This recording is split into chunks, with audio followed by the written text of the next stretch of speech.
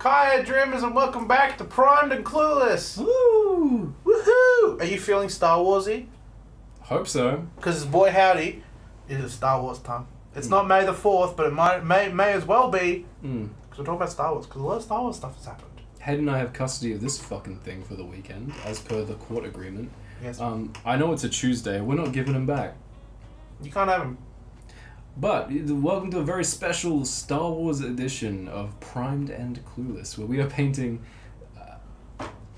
Imagine if, for example, Wolverine went in the Star Wars universe, and then Honey Badger also came with him. Because that's what I'm painting today, Honey Badger. And then Honey Badger tried to use light speed and got her head caught. She's got her head, it's just not attached, because I can't get under her hair. So I've not attached it yet. It's a later job. And I'm painting the closest thing I've got to a Star Wars character, which is Captain Marvel, because she does something in space, I'm sure. But she captains it. She captains the space. She does, yeah, the whole thing. She gets punched with a power stone at one point. Boom. Oh yeah. Please don't swing on the child. This is live on air. Yeah. They'll see this. Welcome to the Captain Marvel from Star Wars. Welcome to the Primed and Clueless Baby Shaking Edition. He doesn't have a soft spot, does he? He's pretty... Is he a puppet? I hope so, because otherwise... What are you doing? What are you doing? Is he a puppet? Yeah. Make his arms move. If you put your thumb and your pinky in either arm socket, you can kind of make his arms move. I'm not... Don't go about it. Anyway, we're talking about Star Wars today, because boy howdy, a lot of Star Wars stuff came out. Yeah. A lot of announcements, but first of all, guess who's jumped on the Fortnite Star Wars bandwagon? I spoiled it. Marvel Rivals? Correct. It's Marvel Rivals, but Fortnite. Yeah, so next Rivals. Far out! I just can't stop thinking about Marvel Rivals and how I got Lord and Jeff. Not Jeff? Rocket. I am on one today. This eldritch fucking abomination is deleting our brain cells by the minute. I'm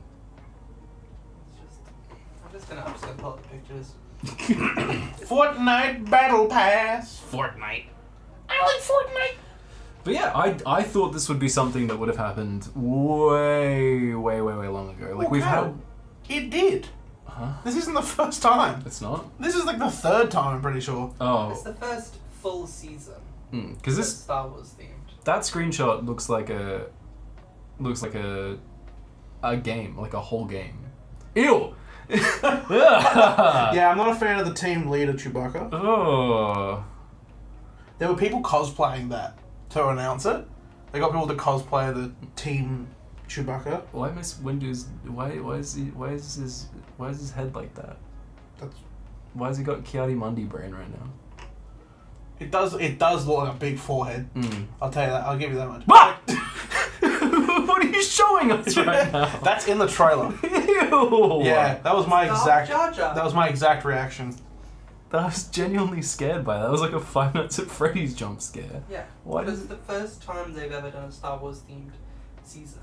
They've done collabs and stuff before, but in the same vein of they've done two full Marvel seasons now, but they've never done a Star Wars one. I'm terrified of that thing. It's awful. Yeah, it's not good.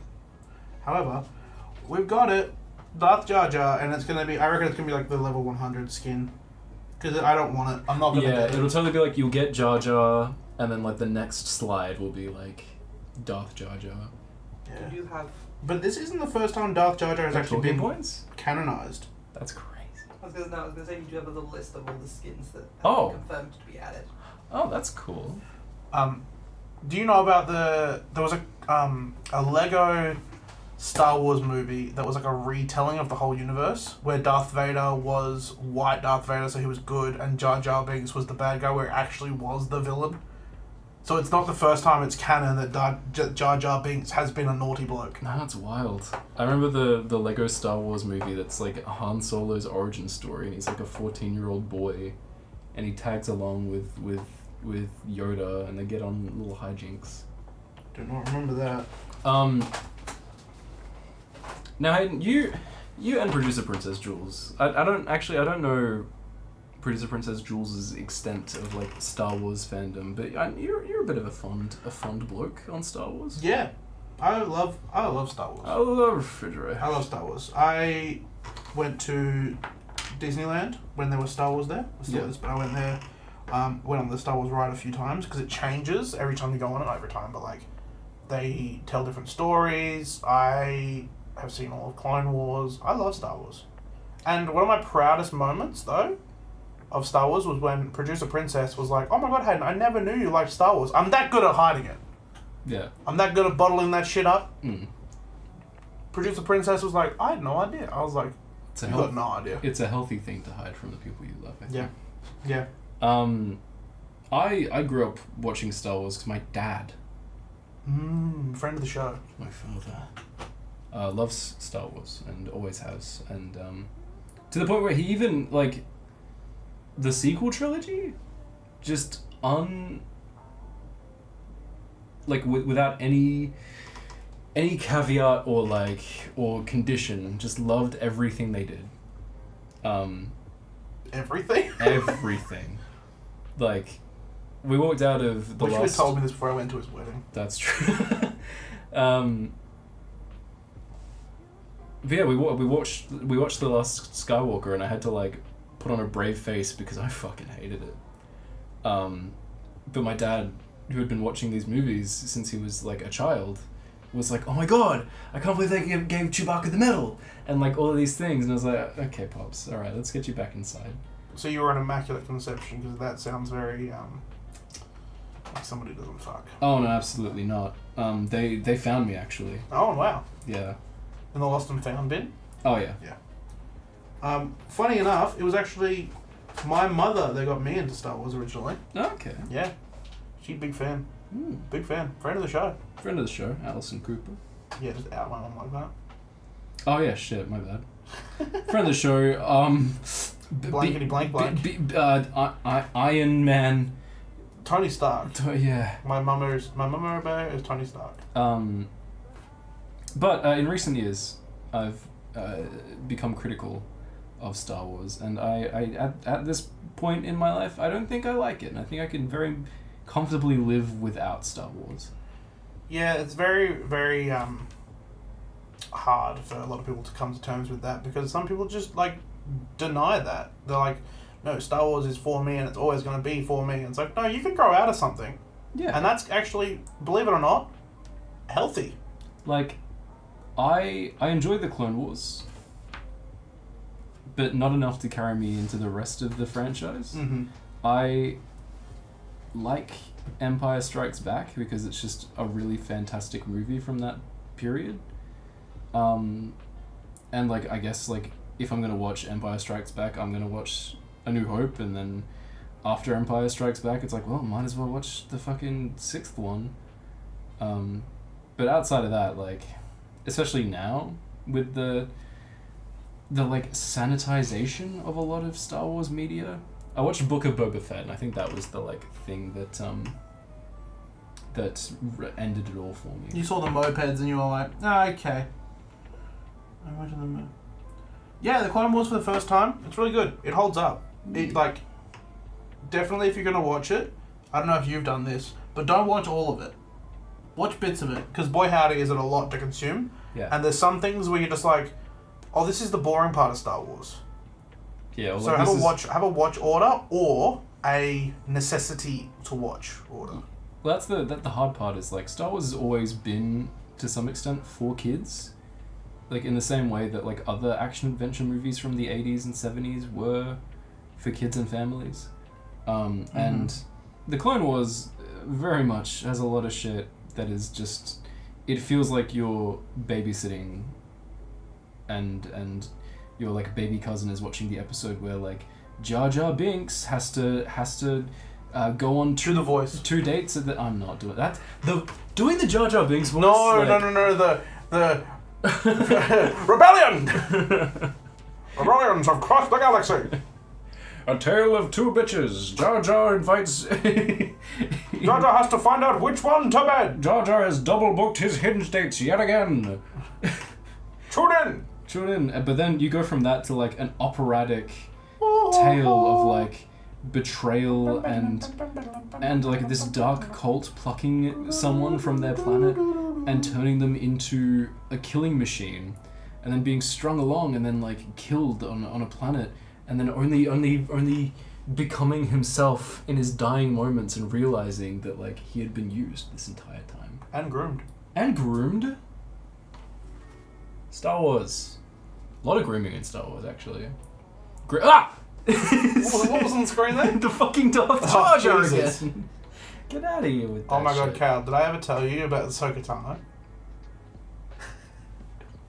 Never tell me about Ahsoka Tano again. Did I ever tell you about Ahsoka Tano? Did I ever tell you about Ahsoka Tano? She was a child and we treated her as such because she's a child, and nothing bad ever happened to her because she's a child. Respectfully. We respected her, and I was a father figure to her because she was a child. Yeah. Anyway, Fortnite season. Fortnite, one of the biggest collaborations happening. The Star Wars.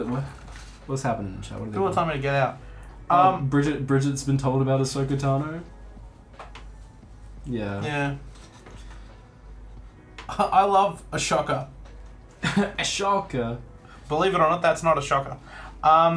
Yeah, so there's 5 different events in the Fortnite season as such. First one is Imperial Takeover. I don't see that being anything besides like the establishment of the POIs and like just there being the minions around. The fucking minions? Yeah. Gabagool Banana? Bazinga. No, the Stormtroopers, sorry. Yeah. I don't see that being much besides just the establishment of the world that Fortnite is based in. I think they're gonna like, because some of the pictures that Producer Princess had up had like the these like hyperspace looking gate things. I think that's gonna like suck in parts of the Star Wars universe into the Fortnite map. Like there was a screenshot of Tatooine. I think that's gonna be like a big thing. There's gonna be like a Tatooine, maybe like a Hoth section going on. Do you know how Fortnite lore works? There's like a purple cube or some shit. There's like every person is real, and every like character and version of the character is a real character, and every time you die, you like come back as another version of that character. Oh god. And it's this kind of world that all like merges together because of stuff to do with like the rift and stuff that pulls in things from other like universes. So Fortnite is like canon, officially canon to everything that it collabs with, because it is actually pulling from those like universes. Jeez. I think I like Fortnite a little less after knowing that. That's like, well, isn't that the like thing with Dark Souls where like each death is canon? It's really messed up. There is theories that there's a freeze frame in the Multiverse of Madness when they spiral through all of the places, that one of them looks like the Fortnite rift. Oh my. Which makes sense because they did release a Doctor Strange skin when that movie came out. Anyway, that's Fortnite lore. That's really interesting, actually. And are they doing anything with that? Well, in the comics, they've introduced Fortnite characters into comics. So there's like DC Comics that has like Fish Sticks, who's like a Fortnite original character in it. Yeah. Oh my. That's okay. I didn't know you were cool like that, Fortnite. So Imperial Invasion, do we then think that's going to be the Empire using the Rift to invade this like uncharted place? Because that's cool, if so. Big if true. Big if true. I think, yeah, because the first one is on May the 2nd is the Imperial Takeover, and then it's the pull of the Force, which I definitely think will be like that, because from the beginning it'll have the blasters, the X-Wings in the sky, and the lightsabers and all that jazz. But I don't know exactly what they're going to introduce in each thing besides maybe a new boss or like rooms that open, because they're very big on that. They're very big on like when the vaults were a thing. They dropped the vaults on the map and then went, we don't know what's in them, and then one season they went like, oh yeah, as part of this season the vaults are now open. So like it's not reimagining the entire map. It's just opening up more sections that you are already familiar with. You kill Poe Dameron and get his key card, and you use that key card to use his X-wing. Then you fly upwards and realize that there is a vast, unknowable cosmos, with dozens of other Fortnite maps that you can just fly to. That's my prediction. I think that'd be what happens. That would be pretty cool. I think. What's chat saying? Just about Fortnite. Believe it or not, they're talking about Fortnite. Oh, Fortnite is canon to Alan Wake. You're right. And Dead Space. That sucks. But like, you know, with Rivals coming out, and being so popular, and a lot of the player base kind of shifting to Rivals, myself included, I have not picked up Fortnite in a fucking minute. I know, I think this might be like a good... It's because like this Fortnite season is very fast paced. Yeah. And it's very like... There's so many ways of going about things. Like you can buy your entire loadout.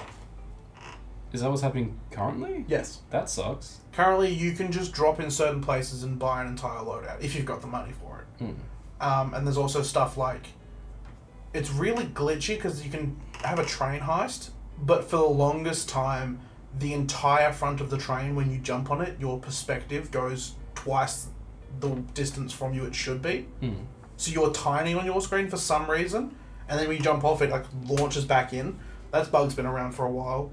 And for some reason, when the train stops, it doesn't stop. Like, its visual hitbox stops, but where you can't walk through is still further. It's really buggy. Yeah, that's crazy. And I do know that Epic Games has always had like crunch issues, and the employees have been overworked for like for a while. Well, now they're releasing like OG Fortnite. Well, not releasing. They've released OG Fortnite seasons and regular Fortnite seasons. So they're like, it's not like they're just grabbing things off of like mothballs and like dusting them off and putting them back out there. They're reimagining them. Yeah. So they're still working. They're getting these old things. They've got the skeletons, but adding new organs and new flesh and all that kind of stuff to them to flesh them out. So the work is still needing to be done on these things for OG Fortnite, and I definitely think regular Fortnite feels that. I don't think they've hired a whole new team to deal with OG Fortnite. With all the stuff that's come out about how Epic Games runs its development and its developers, that is I doubt there's like a whole team devoted to OG Fortnite stuff. I think it's like a concurrent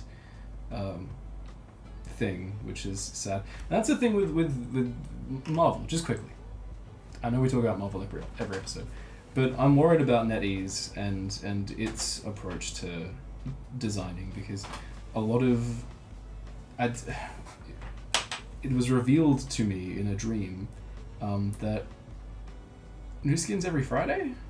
Marvel Rivals. Yeah. 2 new skins every Friday. 2 new skins every Friday. That development, like, I'm worried about. But the thing is, though, like, yes, they still have to make those new skins every week and all that kind of stuff. Most of the time, they're not, like, coming up with new ideas.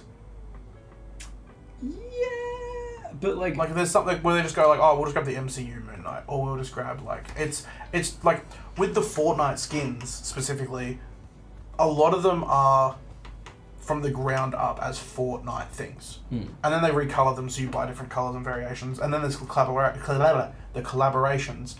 But with with Marvel Rivals, a lot of the things, like if you look on the description of the skin, it's like this first appeared in this first appeared in that. But they still do a lot of concept work and design. Oh yeah, I'm not saying that they don't like actually like.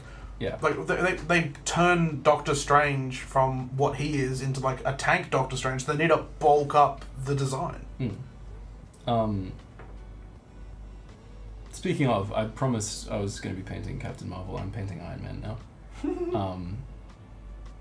This is Stack with 2 A's, Tony with 2 I's, the Star Wars character. Shaggy. Shaggy. But anyway, me preaching about game companies overworking the developers aside, this is an exciting development for Fortnite, and it goes hand in hand with a lot of kind of cool Star Wars things, because Star Wars has been knocked out of the cultural zeitgeist for a while because of how like absolutely corrosive and acidic the discourse around Star Wars media has been. Yeah, the people that are in Star Wars are like, well, not are, can be horrible people.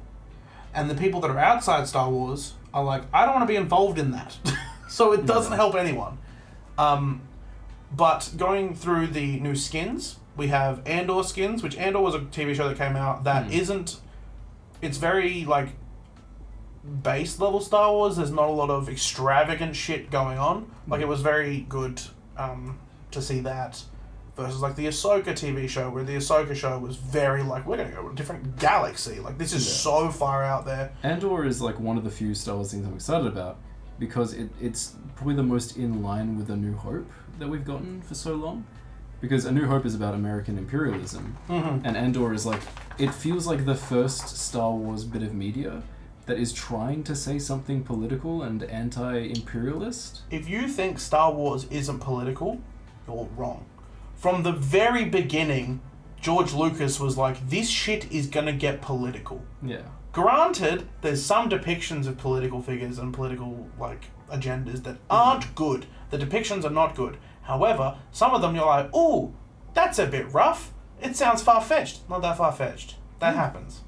Like, because you've got to deal with like so many different planets, like ideas and ideologies and that kind of stuff. That happens. Countries think differently. They have arguments like this. And like they go, oh, we'll give all the power to one person. Look what happens. This 40-year-old man, Palpatine, he's 40, by the way. He's 40? Yeah, have you seen him? Bro looks like a ball bag. He's 40 years old. He's just overworked. He gets all the power in the galaxy. Look what happens. See, Palpatine. That directly leads to Luke and Leia kissing. Incest because of America. Do you want to reveal to the audience what maths we did last Tuesday between some certain characters? So, this is the other thing about Star Wars that doesn't do well. So you know the fun-loving character Anakin. He's a great guy. People love him. Great with kids. When he first met Padme, great with kids. He was how old? 9. He was 9, and she was 15.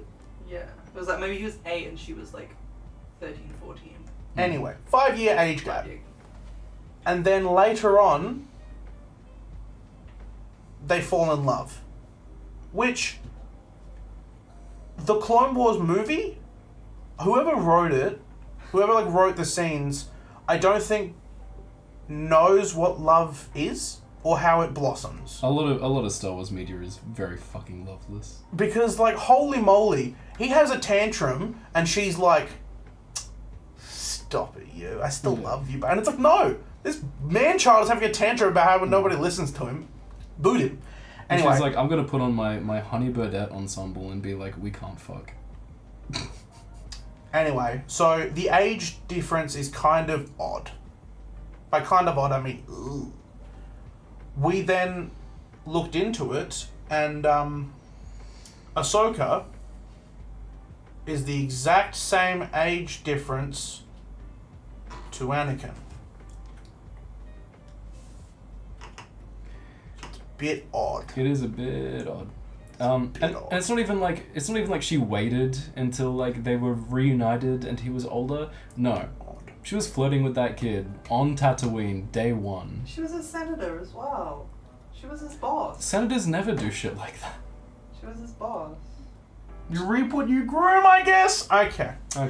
And like, it's just... Also not to mention that Padme at the time was pretending to be somebody she wasn't. Not great. But I think it's also what they put Ahsoka in originally. I do like that they gave her a redesign and didn't do a thing about it. As in, they didn't go like, we've given Ahsoka this whole new redesign. No, in just 2 episodes, It just happens. it just changes, and she Yeah. just becomes an actual character. And because they went, we could actually do something with this character. Yeah. Because throughout the entire thing, I'm watching it going, this Ahsoka character's really cool. She's not in any of the movies, though, so I'm assuming she dies off originally, and then they kept her around for a little bit, and I was like, oh, she just doesn't die off. I thought she might die in, like, the Citadel episodes or some shit when I was a kid. I was like, everyone's dying. Yeah. This is where Ahsoka's gonna die. Yeah, because, like, at that time, you're like, no one can be written out of a show. She definitely dies. Yeah. Especially when it's Star Wars. Like, Order 66 happens. You can just go like, oh yeah, she was on a different planet. She just died. Yeah. Real quick, what's your favourite arc of Clone Wars? Because we talked about like how Clone Wars is like your... The Asajj Ventress Night Sisters Revenge Against Count Dooku arc. I watched like it was a movie over and over again as a kid, and it's so good. The one where General Grievous attacks? Or the one where she goes The one there before, originally? where Count Dooku, like, Darth Sidious is like, there can only be 2 Sith. Big dog, I don't know what you're doing here with this fucking apprentice, but you've got to kill her. Cut her off. And Dooku's like, shit. So then Dooku tries to kill her, and it's really good. And then she's like, oh, cool, well, I'm going to go to my witch family. I'm going to breed the perfect warrior. And I'm going to try and kill Count Dooku in the night. And it's a perfect send-off for Asajj Ventress as a character.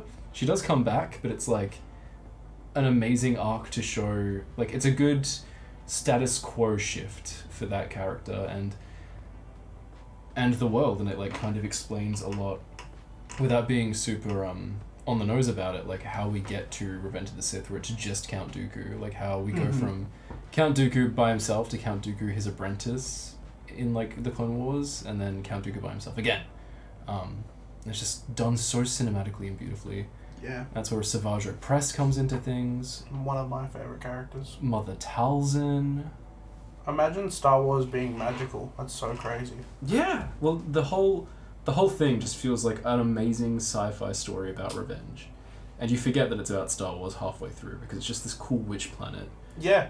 Like, this is also the same world where, like... The groomers happen.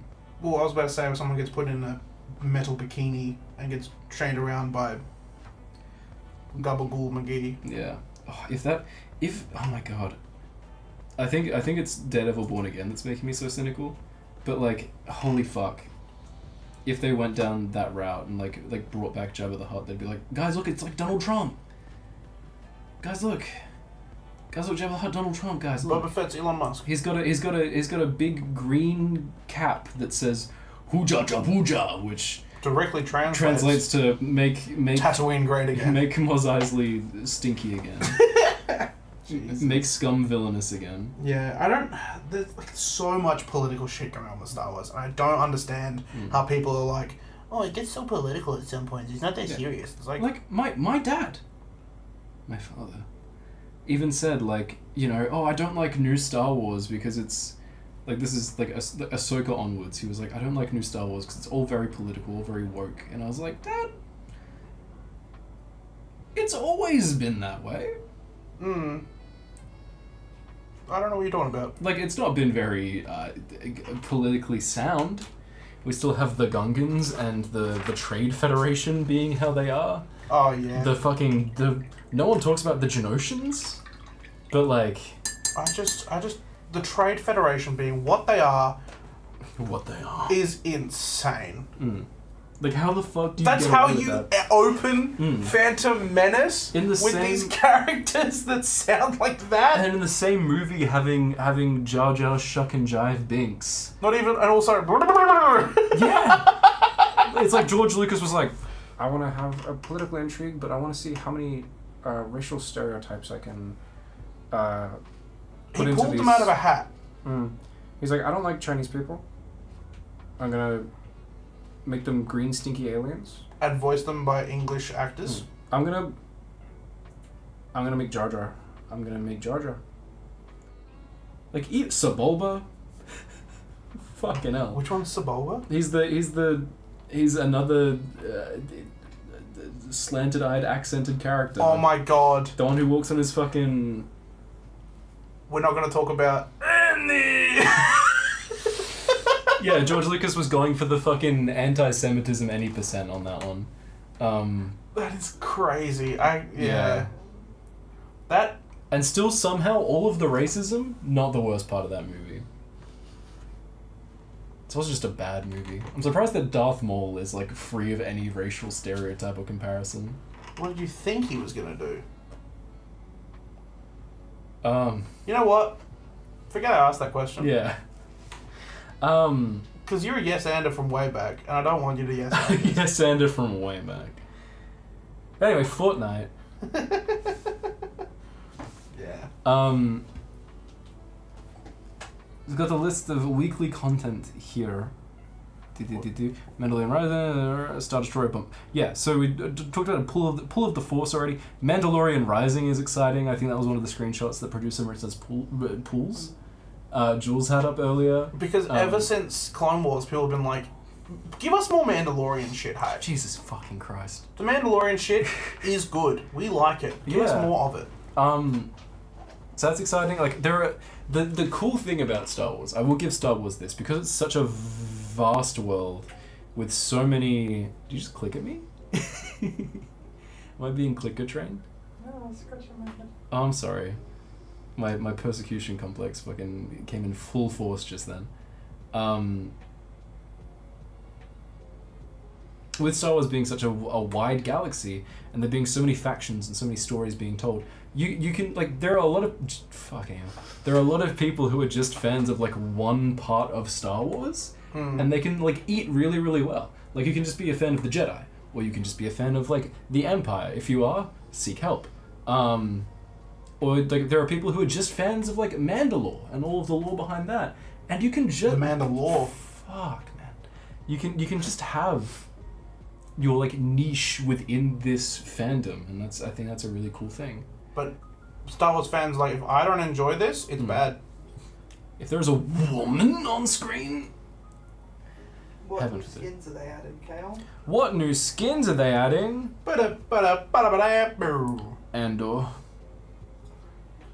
Andor skins does sound like a Star Wars character. Andor skin. Yeah, Andor skins, which are cool. I would never think that, like, because Andor is like one of the least marketable Star Wars projects because they just wear regular clothes, pretty much. Yeah, it's people in like prison jumpsuits. Oh, it's me, Tony. I'm wearing regular outfits. It's like, oh, cool. You can play as Andy Serkis in orange. And Skellen Skarsgård. Yeah, Darth Jar Jar, who is fucking horrific. I don't like that he's in the room with us. Emperor Palpatine, which is like crazy that we haven't gotten Emperor Palpatine.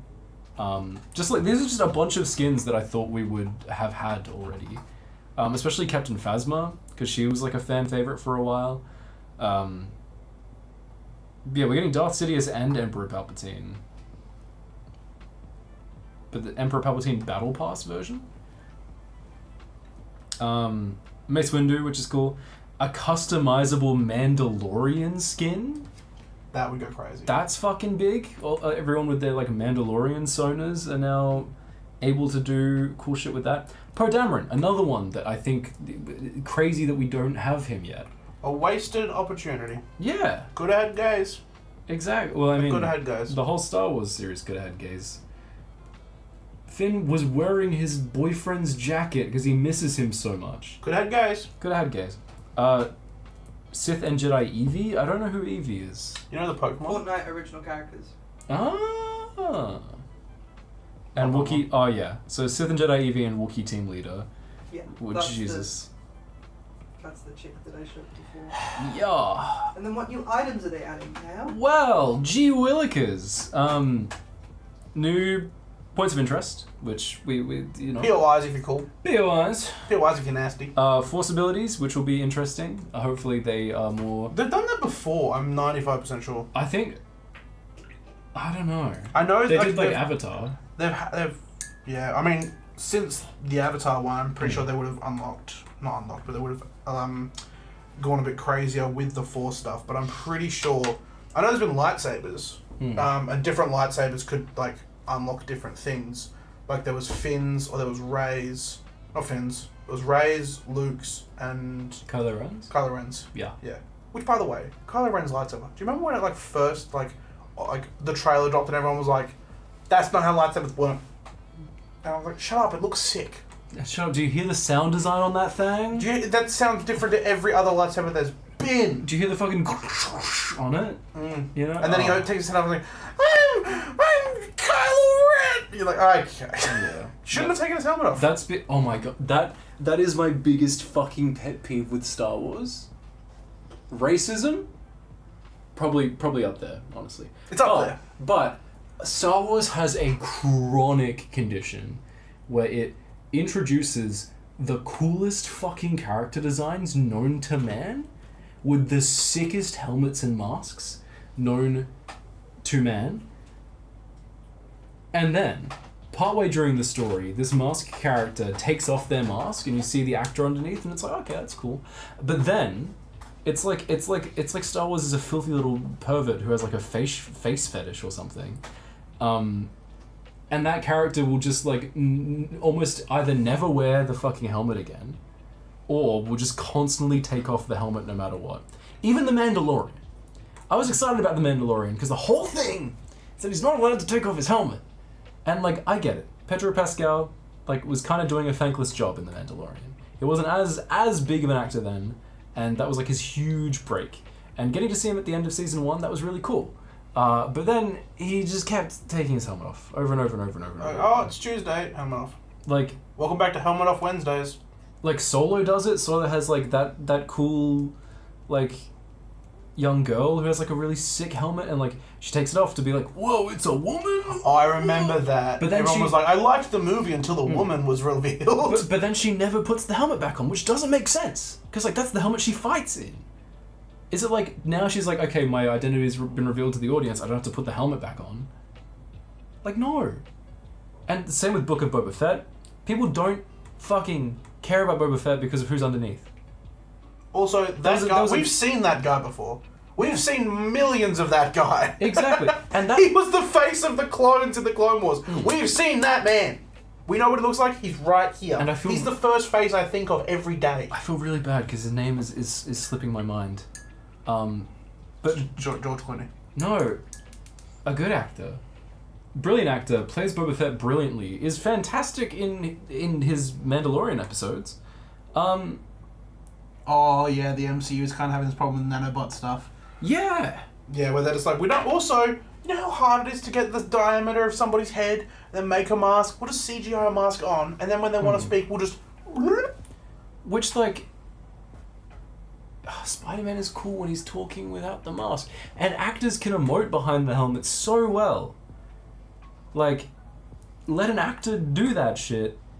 I would be so mad if I was in Star Wars. I got a cool fucking helmet, and I was forced to not have the helmet anymore. Like Book of Boba Fett, he is fighting, doesn't have his helmet on. He has his helmet on for his fights. The helmet is so significant to him because it's part of the set of armor that his fucking father died in. And you're gonna tell me that he's suddenly like, oh, I don't need it. I don't need it because I want to show my face for the cameras. Like, you're still getting paid big Disney bucks. We know it's you, big boy. Like, it just adds to the overall cheapness and dissatisfaction because all of these cool characters, all these cool-ass, sick-ass characters feel like half of a character design when you take their helmet away. Yeah. And Kylo Ren, as you've said, no exception. He was a cool guy until he took his helmet off. Yeah. Because it's a fucking sick helmet. It's like, you've taken Darth Vader, and then you've taken the essence of it, and you've put it on a different character. And like, taking his helmet away was an integral part of his arc, which I think was cool. Never mind. I've gone back on my statement. It's cool when Kylo Ren did it, until he just gets his helmet back. When the mask represents something, that then they like when a mask is used metaphorically as well as physically, I like that. Like when he like smashes his helmet, that's him breaking away from Kylo Ren. And then his face is disfigured by that point in the movie as well. And like you could lean into that. Like he's been idolizing Darth Vader, who's someone who went through this horrific, like, thing that like burnt him and left him looking and Awful. like left him with like a whole body of scars. And like he's idolizing Darth Vader, and now like through the fact that his face has now been disfigured, like has like kind of gotten what he's asked for in that sense, and it makes him look more menacing. Adam Driver is a really good actor. Like he could sell that shit so well in a good movie, but no, he just gets the helmet back. Yeah, it's because there's 3 different directors for 3 different movies that tell 3 different stories. Yeah. Anyway, Speaking of movies, We've been segued. we've been asked to make like a drawing So- and move along. We've got some upcoming Star Wars projects, which is really exciting. Wow. Because there was a big Star Wars announcement party that I think I think, Jules, did your invitation get lost in the mail as well? yeah. I think so. Yeah, Kael, they I think. emailed me and said that they sent it by post, but Oh, the post was- yes. I got Yeah. one. What? They bought me a ticket to fly to Japan and everything. Oh, what? Yeah. I got one. They Yeah. said I could bring +1s, but I don't like Star Wars, so I didn't go. Okay. Well, Kael, I don't want to be the bearer of bad news, but you're on my naughty list, big boy. I'll get the belt. Star Wars Celebration, ton of projects. You know when someone's like, "Oh yeah, we're gonna like announce a few projects." You think like we'll get like 3 or 4 trailers, not like big trailers, just like teaser trailers, Yeah. and then we might get some like, "Oh, we're thinking about doing this." We'll get a logo that has like a voice line or some shit. We'll get because I'm so used to Marvel being like, "Yeah, we've got some announcements to make." Robert Downey Jr. is wearing the Doctor Doom mask. We're happy to announce Kang Dynasty. That's gonna happen. That's what I'm expecting from like any announcements these days, right? Yeah. Star Wars went, hold my fucking beer. Sorry to swear. So first of all, Beer? a new post-episode 9 movie Hmm. starring Ryan Gosling is coming out. It's called Star Wars Starfighter. It's directed by Sean Levy. Hmm. Now, I would like you to close your eyes and just think about some good movies. Because I'm going to list some to you. Sean Levy directed Real Steel with Hugh Jackman, Deadpool and Wolverine that came out recently, Night of the Museum, and Big Fat Liar. He's directing a Star Wars movie. I'm so excited. I can't express how excited I am because he is such a fun director. He's what Taika Waititi wants to be. I said it. Mm. And it's going to be so much fun. It's said to be gritty, standalone, and it's not a Jedi story. Yeah, they're going to do the... My God, they're going to do the gritty. Which is cool. Like, Because we've not actually seen the gritty in the Star Wars universe yet. No, I mean, the gritty's canon to Fortnite, and Fortnite's canon to Star Wars, so fuck me, I guess. Darth Jar Jar and the gritty. Does this mean Sabrina Carpenter is canon to Fortnite? Do you think people on the Death Star are making like Snow Bunny memes? What? Do you think people on the Death Star are being really cool and epic about Sabrina Carpenter existing? Have you ever tried this one? Do you think And then Darth Vader chokes somebody out. Do you think there are stormtroopers listening to Chappell Rowan and having like discourse about her? I reckon there's a bunch of stormtroopers that every now and again get together and just go on Fortnite but don't actually play the game because they bought all the music tracks, so they just sit in the lobby and just mix music. Because they can't aim for shit. No. But you'll know why that is, Kael. Why? Because they're not fucking trained. They're like abducted as kids and just put in suits. Whereas the clones were genetically trained to be stormtroopers. Oh, so this big genocidal empire is conscripting people through mandatory military service and Yes. brainwashing them. Yes. So even when they are chewed up and spit out by the system and forced to do a fuckload of horrific acts and war crimes on other galaxies, they'll stand by and defend the empire that forced them to have this violent, horrific life. Mm-hmm. That's really interesting. Star Wars isn't political though. Not political though. No. It's really strange that someone just came up with that from out of nowhere. Yeah, exactly. Like what a concept. Definitely not happening right now. Ahmed Best. Oh, Ahmed Best is voicing Jar Jar in Fortnite. That's really cool. He's gonna be a boss that you can fight on the map. Oh. Voiced by People are gonna be so Ahmed excited to kill him. See, that is one thing I've really liked about recent Star Wars, that Ahmed Best and like other characters and actors like him are finally getting their chance to like shine and be appreciated by the community. Hayden Christensen rocked up and got a standing ovation. Yeah. Whereas people were like, oh, this whiny little shit. It is a shame that the original Anakin actor has not really had a chance to like... They definitely reached out to him and he was like, get fucked. Fair enough. Fair enough. They did every horrible thing imaginable to that child. Yeah, the issue with casting a child to play a child and the child being annoying is people see that child and think, wow, this annoying character is annoying. I hate this character. It's like, no. I want this actor eviscerated. Could you imagine going to school the next day after that movie was released? Yeah, it's like... It's mortifying, like... But it is good that some actors are able to... But it's good, Kael said. Yeah, like, again, I'm forgetting every actor's name, which makes me just as bad as the executives, but the actor who plays Rose in The Last Jedi. Yeah, having to disable their Instagram. Yeah, like I hope that they get a chance to, I don't know, shine. Kelly Marie Tran. Yes. That's the one. And she's really good in that movie, and that character's really fucking sick, but I guess she had more than 0.5% body fat and was not white. So, and also was a woman. Like, fucking how dare you. Get in the metal space bikini and go make blue milk, I suppose. What are you doing being part of the story? It's just so frustrating. I think Anyway, I could go into Star Wars opinions all day. I promise I do not care about Star Wars. Any other quick fire announcements before we go on break? Yes, absolutely. I reckon just rattle them off. Yeah, so Star Wars Starfighter is really interesting and really cool. That's the one that was Sean Levy, starring Ryan Gosling. TV and animation stuff, which this is really cool. Jules has shown me the trailer for some of this stuff, but Ahsoka season 2, Ahsoka's getting another season, which is really cool.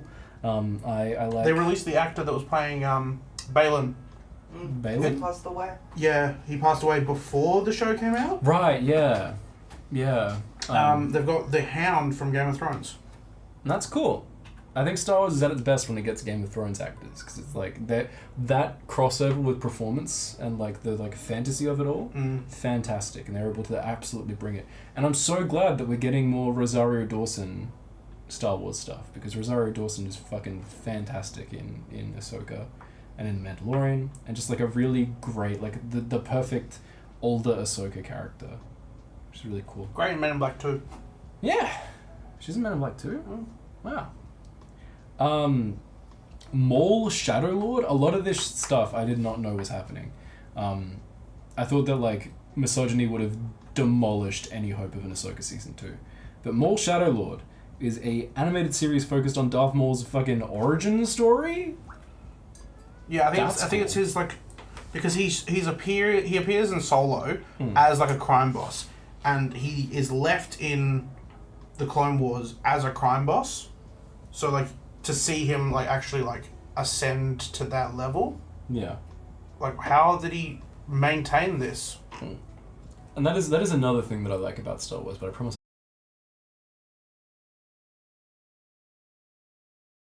I think us getting more of a slice of that timeline is very, very cool. And I think it's got to be Ray Park who plays Maul.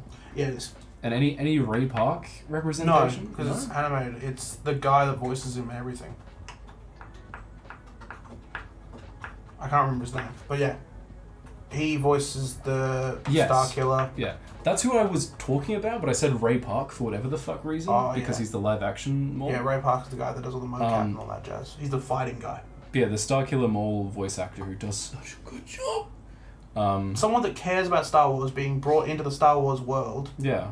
It's like and then they're like, wait, you care about this? And he's like, well, yeah. You should too if you're making this project. Yeah. But we're getting another thing that I did not think about: The Mandalorian and Grogu, which is a Mandalorian film, and they've released stills, and saying that it might come out next year even. So that's fucking cool. So the biggest surprise in all of Star Wars is them making The Mandalorian as what it is. Because my goodness, on paper, the Mandalorian TV show was going to be dull. But they got this guy. They're like Baby Yoda. Got Everybody Gundu. loves Baby Yoda. Gingy Skingy. Yeah, that's him. That's the Mandalorian. I think Mandalorians, I liked the Mandalorian a lot, but it suffered a lot from like Star Wars scope creep, where they're like, oh, they're like this thing from Star Wars, and this thing from Star Wars, and this thing from Star Wars. And now it's just kind of like ballooned into this huge thing. The fact that they got Luke Skywalker in on it for more than just a cameo was too much. Yeah. But this is picking up directly from Mando Season 3, which is cool. Apparently there's a Season 4 happening as well, which might fucking take place after. They're giving it the Lilo and Stitch treatment. Star Wars Zero Company? Which is a video game? Is that the tactical, like, turn-by-turn out? Wait, what? It's a tactical turn-based. Like, I specifically added this description in for you, Kael. If you want to read that off, you can. The story is set in the twilight of the Clone Wars, not the ship, and follows Hawks, an ex-Republic officer tasked with creating and commanding an elite squad of cunning operatives in order to take down an emerging threat that can't be neutralized through the use of traditional warfare? twist. Is it the Night Sisters? I swear to God. No, you said, what's the last thing you said? The. Twist. Hawks and their recruits can be fully customized and prepared for action however you want. It's our aim to deliver a game with an original Star Wars story from the Clone Wars era that has meaningful outcomes from player choices, and deep turn-based tactical combat with an approachable and cinematic presentation, said Greg Forst, CEO and creative director at Bit Reactor. We're getting Star Wars Fire Emblem? We're getting Star Wars Baldur's Gate? Yeah. It's going to be pretty cool. Okay, we're going to leave you with that bombshell. But I promise I don't like Star Wars. I think you might play this game. I'm pre-ordering this shit. Yeah, I'm getting the day one edition that gets me like a new droid color or whatever the fuck. Yeah. I don't care. I'm buying this shit. Yeah, it does sound pretty cool. I just failed a Baldur's Gate honor run at 49 hours in. Oh. So I'm keen for more. You should be like me. You should fail it at the fucking intellect devourers when you land. That's where all of mine ends. We 3 out of 4 of us were down at the final fight. Oh, Not the final fight. The end of the Nautiloid ship. Oh. Because we were like, we need this fire sword, and he went down, and we're like, ugh. Anyways, we're gonna go on break. Get yourself something to eat, get yourself something to drink. We'll be back soon. But Kael wants to mention one thing. Oh yeah, we miss you already. We miss you already.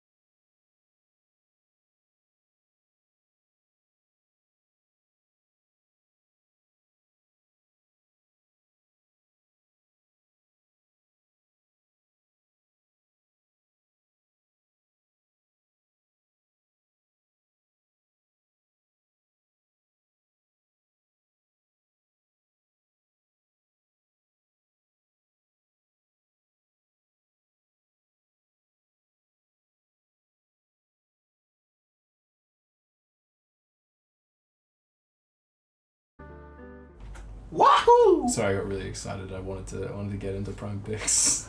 Kael, what the fuck? Are you telling me? We'll get into Prime Picks in just 1 second. Like, you're touch starved, you haven't been touched on your penor in so long, and someone smacks you in the balls. Do you not get a little bit? What the fuck am I on about? Prime Picks. What are the Prime Picks for this week, Producer Princess Jules? Did they give you the paper? Yeah. I just wanted to know if you knew what they were. I did. You did. Those two right there. Nice. Oh yeah. The cool thing. I was going right into the miniatures. I was so fucking gung ho excited We can do it in about. whatever order you want, Kael. Well. No one. Not a soul. The Pope.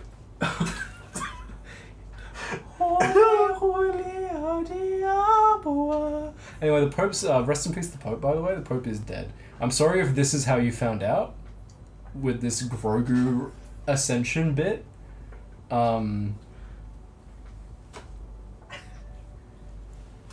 Like, if this is your prime source of news, that's on you. But we do have some news. If you are an absolute grass stainless virgin like us, Universal Fan Fest night is something that's happening at Universal Studios in Hollywood, the big theme park. They've been fucking absolutely cooking, but this is no exception. This is an event that is Dungeons and Dragons themed. They're going to be making a whole D&D part of the theme park. Reading off of this. So I think FanFest nights, that's just like an ongoing thing for like a bunch of different fandoms. Yeah, it's like after hours at Universal, they do all these big events, and they've now released the Dungeons and Dragons event. Yeah, and What have they done in the past? They've done Brony night? like every kind of big Universal-esque thing. There's one. The one that comes to mind is not a good one, but Harry Potter. That was a FanFest night? That was a FanFest night. Sweet googly moogly. I can imagine what happened there. They sold out of butterbeer? What do you mean? What do you mean there's no butterbeer? I want to drink some butterbeer. Yeah. What's your Patronus? Mine's a fish. I was talking to the bartender and he/she was being rude to me. There's Star Wars, Back to the Future. Oh, Back to the Future would have gone crazy. One Piece. Ew. Jujutsu Kaisen. Ooh. And yes, Harry Potter. Smelly. Yoshi in his Mushroom Kingdom. I don't know about Yoshi's mushroom at all, actually. And now, Dungeons and Dragons. We stand Yoshi because he's a king who doms mushy style. Anyway, the event is going to be happening from April. That's now to May next month. April 25th to May 18th. This year it's happening. So I'm sorry that you haven't had time to save up to go to Universal. But it'll feature a number of interactive elements and participants exploring exhibits and puzzles. So it's like a fucking escape room blown up to like this huge part of the theme park. You too can be pegged by a tiefling. Me! Kevin McMahon. Please! I can make it happen, Brad. But it's all inspired by D&D lore and the title. To get the full immersive D&D experience, none of your group members can all be there at the same time. Yeah, you try and schedule the flights, but Qantas is like, nah. Someone's always working. But the whole event is called Dungeons and Dragons Secrets of Waterdeep. So it's not only is it based on D&D, not only is it cool fantasy puzzle solving in this fucking theme park, Universal Studios Hollywood that has like immaculate levels of production. It's based on Waterdeep, which is the setting from Waterdeep Dragon Heist and just a bunch of other D&D stuff. So there's something in there that every D&D fan will be able to like recognize and have fun with. The event will also include, this is a big thing, especially for producer Princess Jules, someone who's run Waterdeep Dragon Heist for us, a life-size animatronic puppet of Xanathar, the Beholder. The man who had the guide. Remember him? Yeah! Oh yeah, show us the puppet. Key what figure. the freak? Key figure in Is that the puppet? D&D. That's the puppet, yeah. My And look goodness. at that. Look at how... look at that! What the freak?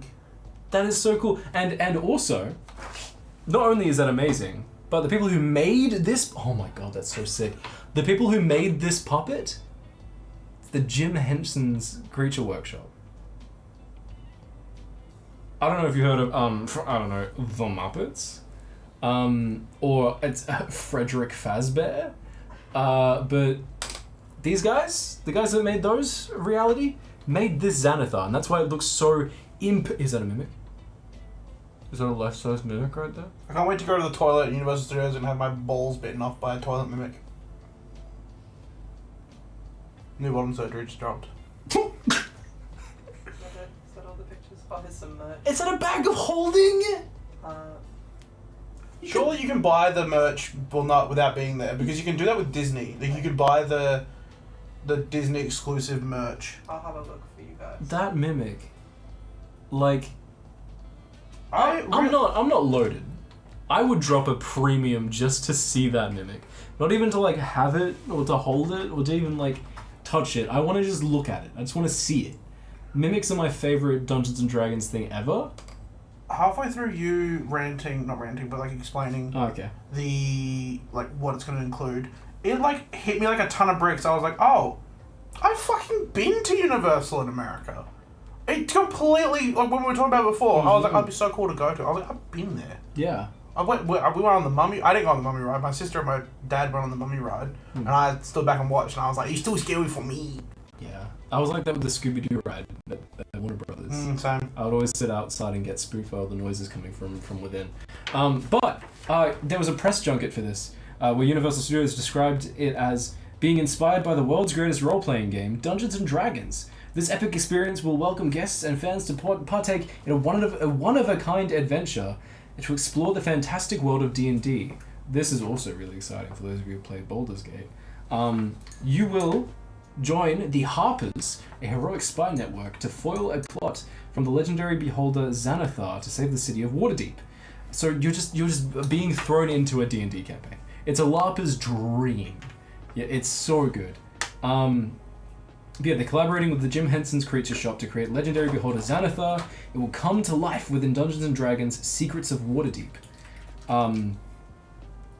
It's crazy. It's absolutely phenomenal. I think I'm so excited for it. I'm not gonna do it, but I'm gonna look at the merch, and I'm gonna like see if I can order any of the merch to where I live. You don't get to know that. You don't get to know. It's gonna be like $5,000 for a bag of holding, but I'll do it. But yeah, how cool! This is in fact the cool thing of the week. The fact that this is happening, the fact that because like you forget just how big Dungeons and Dragons, just call me? Especially D&D 5e, is, oof, until this stuff happens. Like even the D&D movie felt like a miracle, you know? I forgot we got that. Right, and it felt pretty small scale, despite all the actors that were in it. But like this. They should have got Chris Pratt. I reckon that would have taken the movie off. That would have gone crazy. Yeah, Chris Pratt voices Xanathar in the new theme park. Ooh. He puts on an Italian accent for this role though. Who are we kidding? It's Troy Baker. But yeah, if you have the money, or if you live in LA, or feel safe enough to travel to America, that too. This is huge. This is absolutely huge. I can't wait to watch someone's travel vlog on it. But yeah, that's the cool thing this week. Going into the minis of the week. This was the thing I was super gung-ho and excited about. We got cool minis. Cool minis. We found some cool minis. What's the first mini? Kael, did you find this one? I found this one. I think that's why I'm so excited, because I'm like, me, I did this one. There was a miniature that I found on the Marvel Crisis Protocol subreddit. And it's this person who does a bunch of recolors of these Marvel characters inspired by pride flags from different LGBTQIA+ communities and flags. And this one was the first one that I saw, and it goes so fucking hard.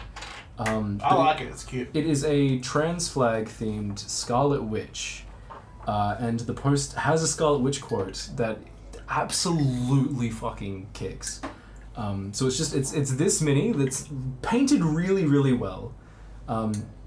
Pride flag themed, and the quote is, "I can't control their fear, only my own." Which is so cool. So like relevant to right now as well. Yeah. And with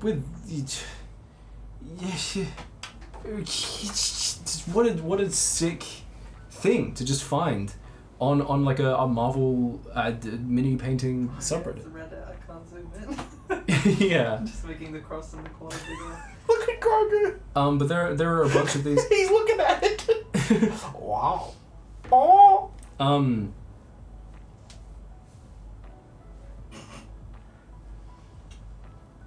Fuck do you want? Got a staring problem, pal? What? Ow. Get this thing away from me. Yeah, D&D Live and us as people on D&D Live, have always been staunch believers in the fact that trans women are women, trans men are men, like bare fucking minimum, but still like needs to be said in this day and age, and it's just a really cool corner of the world to find people doing such cool trans art. So that was something that I really liked. But these, like reading the names of these, I'm excited to see these, especially considering it's a Star Wars episode. We've got Kit Fisto and Phil's squad from Star Wars Shatterpoint. Did this one just for you, Hayden? Oh, it's Kit Fisto. I love this guy. And I guess Phil is the clone trooper? Yeah. Nice. It's a boy named Phil and his family. Oh, and they got the pink gamer grass on that. That's really cool. It's so beautiful. I love that they didn't include Admiral Akbar in that. He comes in the pack, doesn't he? Yeah. Oh dear. They were like, fuck this guy. He's been killed by General Grievous at this point. And the skull is what he stands on because that's what he kills in the movie. Are you reading chat, Grogu? No, little German boy, do not read the chat. Chat traumatize Grogu right now. We've given him unsupervised internet access. We're forcing him to look. Hayden has got his hand grasping the fucking soft spot.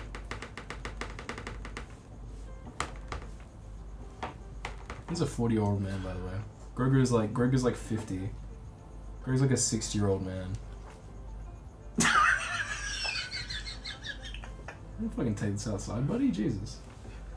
And a third one. It's another Shatterpoint. So this Kit Fisto squad was done by Chili Mang in r/Shatterpoint, and I'm speeding through it because I'm very jealous of this I'm just paint going job. to Right now. interrupt because there was a redeem there was an important message in the Discord, which that is, someone says, which do I buy? These are the 4 options. Mhm. It's spicy sauce, more hot sauce, Batman Hot Wheels, or what is this? What Elite. is this? Elite Batman Hot Wheels. Batman Hot Wheels. Batman Hot Wheels. Batman Hot Wheels. Spicy sauce. You can't say that on Twitch. Spicy sauce enters and leaves like a one-night stand, and Batman Hot Wheels is forever. There you go. Alright. Next. I will fucking punt you. Are you trying to get murked? Are you throwing gang signs at me? What are you making him? Is he convulsing? Does he need something? Do I need to call someone right now? Don't spank him in front of me. But yeah, this is another Star Wars Shatterpoint mini from Pale King Hobby, and this is Krennic for Shatterpoint. Are you ready? I don't know if I am. Oh, no. fuck. Never has a fascist looked so dripped down. I have to This zoom in. I hate Reddit. This is the thing that makes me Don't the most judge. jealous, is when people do white really well in miniatures. I'm not just talking about supremacists. I'm talking about, like, what the fuck, dude? That looks so good. Yeah, the difference in shades of white is crazy. Like, Oh my god. Oh, and the dirt splatter on the... You're so right. There are more pictures. Oh dear. Oh, the... Oh. Oh. Oh. See, that's really good. These people should feel ashamed that they're making me feel so bad about my skills. That's ridiculous. That's so nice. And for the antagonist of Rogue One, no less. Like someone in that movie who was like shown to be a piss boy and is treated like a piss boy even by the other piss boys.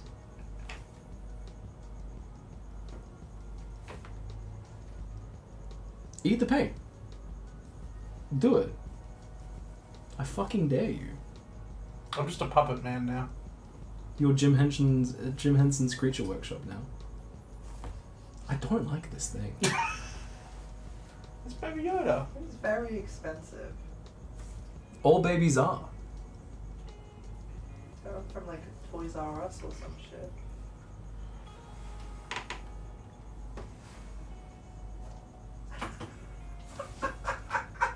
Please read chat. Batmobile was purchased. I thought Batmobile was the way to go. This is an investment that will pay big after Avengers Dom Day. Thank you, Primed and Dimed. Did you just have a moment? What's that? That's a quote from the Discord. Ah. I thought Batmobile was the way to go. This is wow, that's crazy. I think Batmobile Hot Wheels is the way to go. I had one as a kid. My parents divorced, so watch out for that. But otherwise, great time. But yeah, those are the minis of the week. That's a cool thing of the week. Trans rights, go play Dungeons and Dragons in real life. Also, Star Wars, pretty cool. Do we have any Discord questions as of right now? What about TikTok community? Oh my god, yeah, an entire fucking hour of content? Let's go. I've just completely, absolutely sweeped that under the rug. Community Spotlight. Nobody Wake the Bugbear, which I love these guys. Friends of the show. I've interviewed them before. You have? Mm-hmm. When? Ages ago. You weren't there. Sweet! I met one of them. He was lovely. Kael's a big fan. I'm a big fan because they paid me... I'm such a narcissist on this show. They Jesus paid Christ. They paid me a compliment and I was like, oh, and then yes. Jules showed me their content and I was like, now I'll pay attention to them. But their visualizations that they do on their...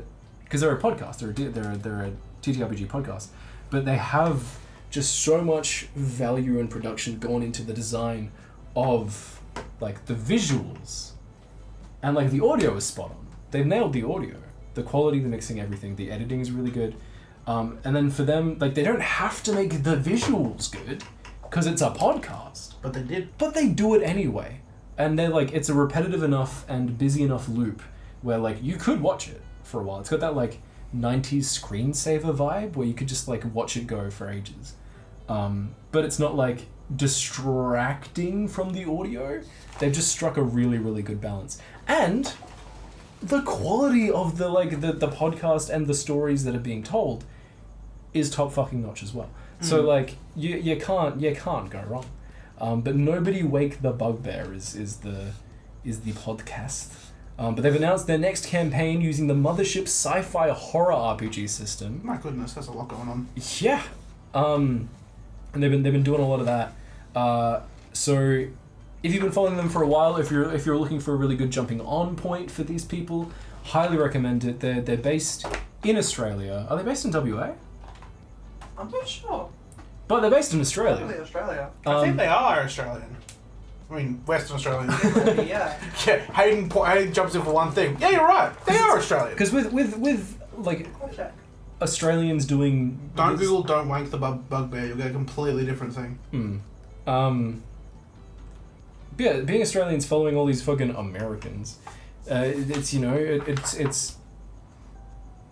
good to see other people like us and Australians and people who do the hobbies that we do in this country being so fucking professionally good at TTRPG podcasts. It's so refreshing to hear him go, crikey.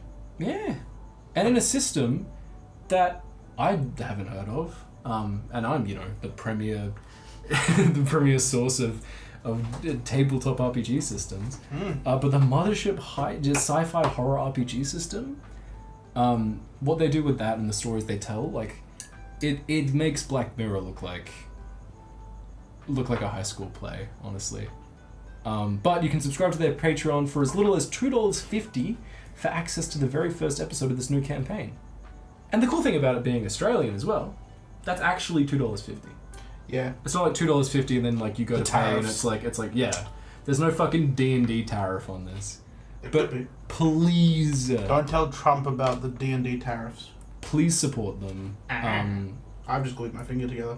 Like you owe it to yourself. If you're a miniature painter like us and you need something to like listen to, oh no, Hayden's forever changed.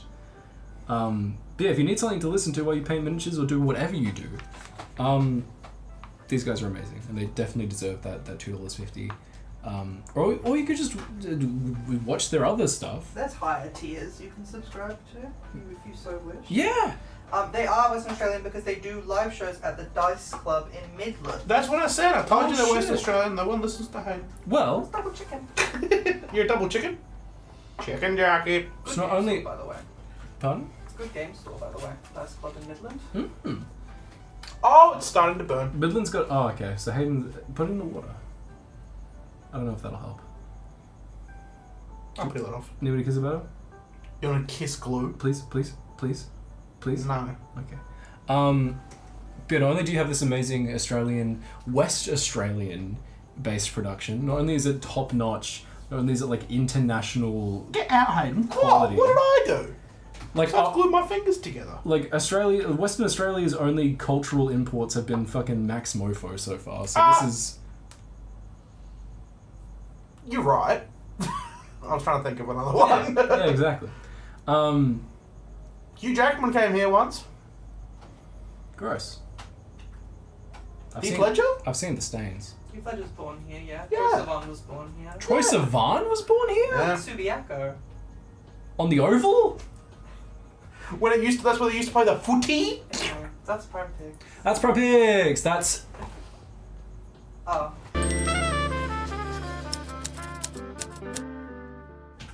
Sweet. Thank you for joining us on this episode of. No, we're not doing this.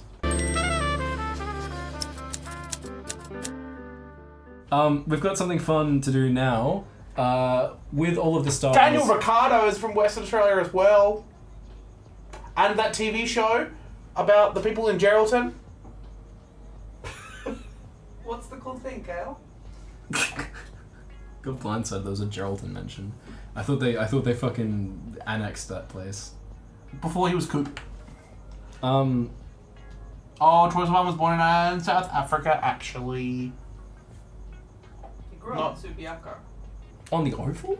Anyway, with all of the cool Star Wars stuff that we mentioned last half of the episode, we're going to be doing a fun bracket. Princess Jules has set up a bracket for us where we kind of put these projects head to head, see which ones we're most excited for. At the very end, we'll have one winner that will be decided is the one that we're most keen to see. So, Yeah, there's been like lots of Star Wars things, so this is going to be really cool. The first one, point of contention, yeah. because I don't know if I can actually pick between the first two. Here's what I'm thinking, is if you guys disagree, chat picks. Right, yeah. So what are the first two contenders? Okay. The chicken contenders. So we got Andor Season 2, Or Tales of the Underworld. which is the animated short series that follows Cad Bane and Cad Bane and Sarge Ventress. Sarge Ventress. So I'm going to go 3, 2, 1, and you say which one is the best one. And if we disagree, we'll have a little debate, and then Yeah. chat will pick. Or Jules can say 3, 2, 1. I'll say 3, 2, 1. Alright. 3, 2, 1. Tales Tales from of the Underworld. That's your pick? Yeah. Yeah. Alright. Because Andor season 2 could be bad, and it could ruin season 1 retroactively. yes, whereas Tales of the Underworld, it's the art style of Clone Wars, telling more stories. I don't give a shit about Cad Bane. Oh. Like, he has been ruined for me by his death. Well, that's the thing, is like, that's why I'm excited about it, because it could undo the character assassination that Book of Boba Fett did by giving us a cool Cad Bane story. Hot take to not pick Andor season 2 though. Really? Yeah, it is like the most loved Marvel TV show. Marvel? That's interesting. Marvel, Star Wars TV Yeah. show. Because I'm just, in my brain. I'm worried. I'm worried that it's not going to be good, you know? They could ruin it. The reviewers have seen it, and they say it's the best fucking thing ever. What, have they seen it already? Oh, it comes out this year in like... It comes out in like a week. Yeah, it's on the 22nd. It's in like 2 days. That's 22nd of April? Yeah. What's today? Well, What's up today? The test Find out screenings of the first Star Wars. We're gonna pause the episode. We're gonna watch the whole season. We're gonna come back. We'll be back. Yeah. Alright. Chad, if you could just wait for like fucking 8 Matchup hours. 2. Yep. Vision season 3 Mm-hmm. and Jon Favreau's The Mandalorian and Grogu movie. So Vision's is essentially the what if. It's not what if, it's Like like Animatrix. Black Mirror. Mm. In the sense that they get a whole creative team to tell That's an entire Star Wars right. story in an episode of a TV show in a completely different style. So they've got like anime like versions of Star Wars and all this stuff, and it's all like in Star Wars lore, but it's just they get free creative reign to do what they want. It's really cool. Have So you seen you- like the samurai that has to like sheath his lightsaber? Mm. That's part of this. Yeah. Okay. So this is the 3rd season of Vision. So, count us down, Jules. Yep. 3, 2, 1. Mando Jon movie. Favreau's the Mandalorian and Grogu movie. The Mando movie. Just because like Vision's, I love it as a concept, but it's just not. I don't know. It's just gonna get ignored. Yeah, I just think that the Grogu and Mandalorian movie like has a chance to tell a standalone story in an hour and a half that you have to sit there and watch the whole way through. Yeah. Whereas the Mandalorian episode, they get dropped weekly, I'm pretty sure. Like they got dropped. Yeah, they got dropped weekly. So you kind of needed to tell a story in each episode that kind of have an overarching theme. Whereas like the movie will be one major story in one sitting, which I'm really excited about, because it's like that's the difference between movies and TV shows. TV shows get the length, but a movie like tells a full story. Where is the guy? Can we interview him? We ask him some questions. Oh yeah, about the film? you're in a fucking movie, you gross snapper baby. I said what I fucking said. You want to feel and tussle about it? Why order? Yeah. What's your next matchup?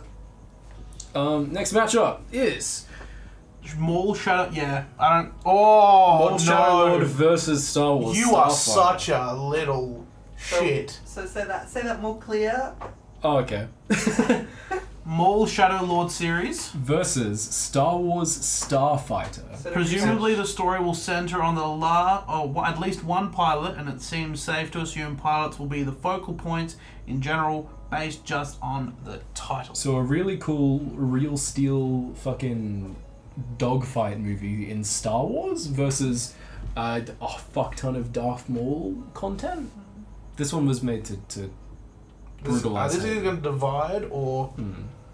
So Sean Levy's new Star Wars movie starring Ryan Gosling, or the origin story of Darth Maul. This is like a Sophie's choice for Hayden, I think. Give you a countdown. I've got it. 3. Wait. Okay, now I'm good. 3, 2, 1. Star Wars Maul. Starfighter. Oh! Really? Cases, chat, you decide. Because I love when Star Wars gets niche with it. Andor is really good because it's a thin slice of life in this huge universe. They get to tell little stories. Yeah, I think Ryan Gosling being in there is a little bit more. That I'm interested to see. Because like the last big celebrity cameo I can think of was Jack Black Lizzo in The Mandalorian, and that episode was excruciating. Not because of them, they just were just a part of a terrible episode. Yeah, so it's the Mandalorian, not the Maul TV show, and Starfighter. Maul. So far, Maul's got a vote. Rizzy Izzy's saying Maul. Rizzy Izzy said Maul again. Maul is cool. We'll give it a minute, and then we'll go back to it. I'm currently... Oh. Oh, No, they're all saying Maul. Really? Oh. What's the name of the show again? Your boos mean nothing. I've seen what makes you cheer. What's the full name of the show? Maul, Shadow Lord. More Shadow Lord. I'm ready. Because might have Ventress. Yeah. Maybe. You don't know. If they go into some Savage Press shit, it'll definitely have to have interest. Well, I think it's supposed to be based after Clone Wars. I think it's supposed to be based. It's supposed to be really based. Isn't it? No, it's his origin of like how he got the Force and stuff. Oh shit. Yeah.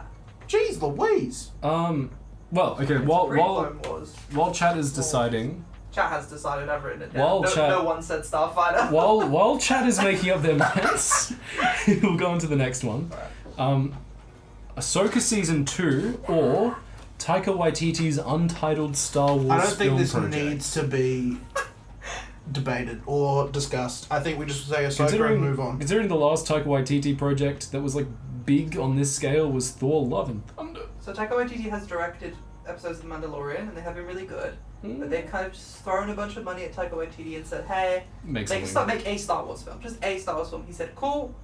He tried to hire Natalie Portman on board. And she was like, my brother in Christ, I am Star Wars. I've already been in it. And he's like, when? So, on the count of 3, what are we picking?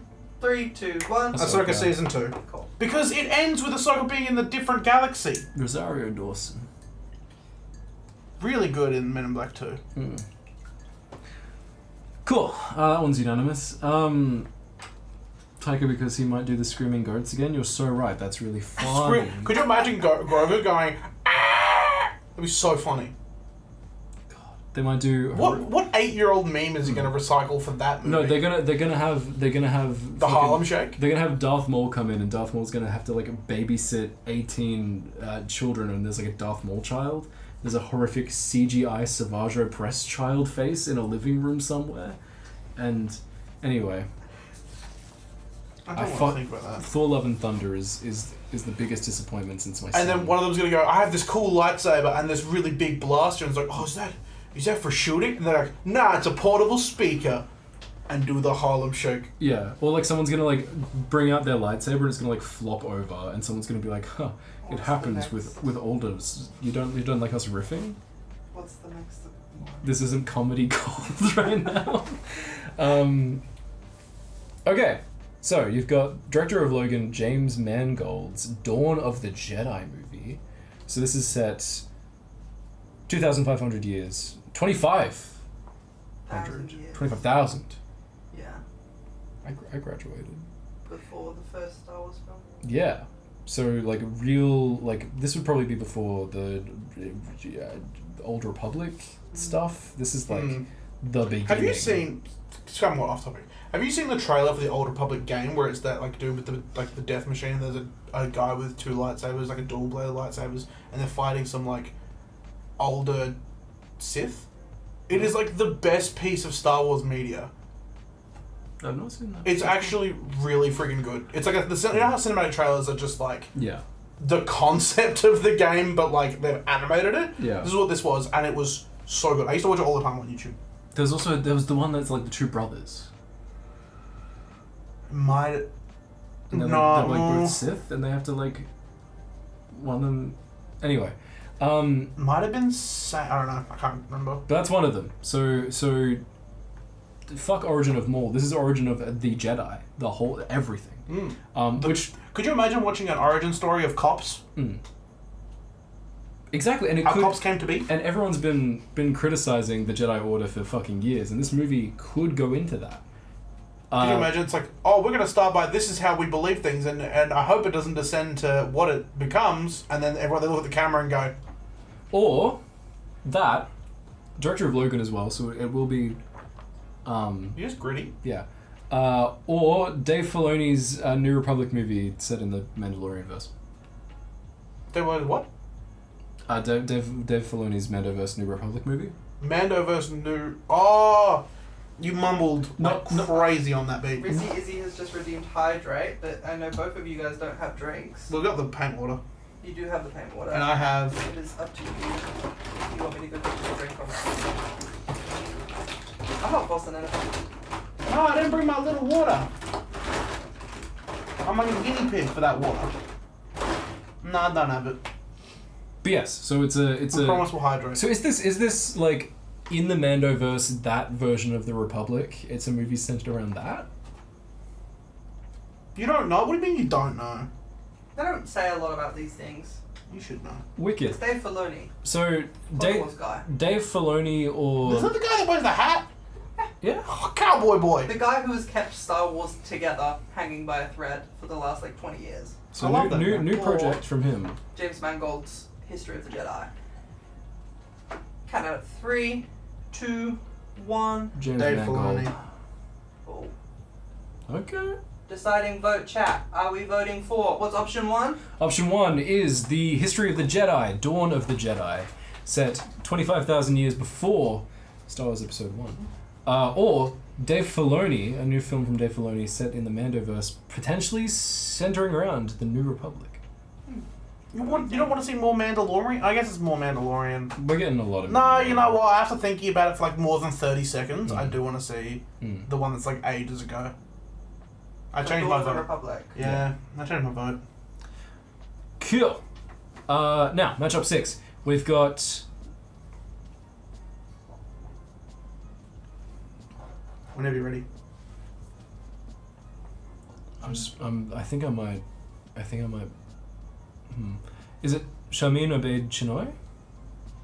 The name of the director? Yeah. I'm not sure. You can skip it if you want. No. You could try. Please drink the paint water. No! Shamin Obeid Chinoy is making a new Jedi Order movie. So we've got the origins of the Jedi Order and also Rey Skywalker's Jedi Order. Featuring Daisy Ridley as Rey. You've probably seen articles that were circling around talking about a new Star Wars movie featuring Rey as a Ben Kenobi type character. This is the continuation of the most recent trilogy. Did I ever tell you about Poe Dameron? Or Simon Kinberg, who is the producer behind the X-Men, Deadpool and Logan, friend of the show, with a whole new trilogy of Star Wars movies. So the continuation of the old trilogy, or a whole new trilogy? Countdown in 3, 2, 1. New Right. trilogy. Ooh. Because I think the only hope for this Rey Skywalker thing is they could retroactively fix some of the Force Awakens shit. Or... Well, I mean, we had hope with that trilogy, didn't we? We did. But... I think there would have to be one director, one writing team, one group of producers to lock in for all three for me to be excited about But it. there's no way they haven't learned that lesson. Right? That's also true. If they try and piecemeal it together again, it'll be awful.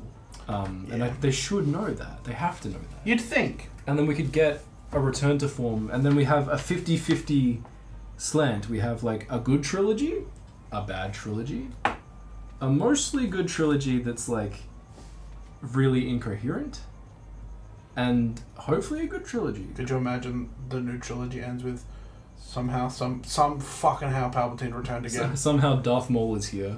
Somehow Darth Maul returned again. Somehow Count Dooku's back. Chat's saying new. Yeah? And that they hope it's gay. I love gay. Like I said, I think I also Hope for gay? I'm more hopeful for the new trilogy. Yeah. I think. As in Fresh start. Yeah. Yeah. Exactly. Alright. We'll get to Disney's first gay character. Let's go. We've decided. Yeah. Now. Padme returns to life to cradle snatch some more. Padme diaper snipes. Diaper Snipes? Jesus Christ. What's the next one?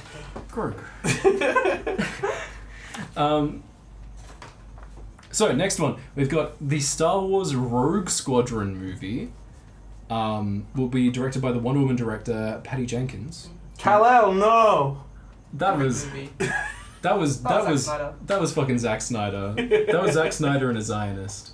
What's option 2? Option 2, Mandalorian Season 4, a package deal with the Book of Boba Fett season 2. So this is like, they haven't confirmed the Book of Boba Fett season 2, but they have kind of confirmed that a Mandalorian season 4 would kind of be a continuation of that story as well. So you picked the Mandalore movie as your winner of matchup 2. This is the continuation from the Mandalore movie.